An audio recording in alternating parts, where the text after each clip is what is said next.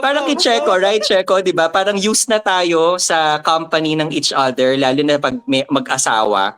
Pero kapag nandun yung kilig, yung parang excitement, nandun pa rin eh. So, yun yung dapat na wag mawala. Yun yung maganda sa culture natin sa Philippines, na yung term na kilig, 'di ba? Wala siyang perfect term sa ibang country.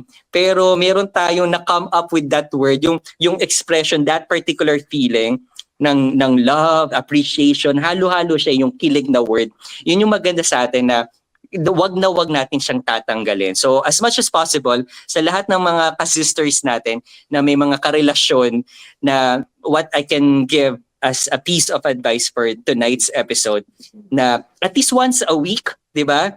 Make a day, kung hindi natin magawa, busy tayo sa lahat ng mga buhay natin, sa mga trabaho, busy tayo sa kung ano mang ginagawa natin sa buhay. Pero at least once a week, make sure na you put spice. Naalala ko yung mga Spice Girls sa Spice Up Your Life. Di ba? Di ba? Sample ka nga, Matt. Ano mga klaseng spice ang... Di ba? Para at least lalo natin maho-hold, tapos lalo natin mamomold kung anong meron tayo, mapapanghawakan natin. Lagi natin lagi natin tatandaan, na lagi natin haluan ng kilig. Yun yung aking masasabi for tonight. Totoo yan. Okay.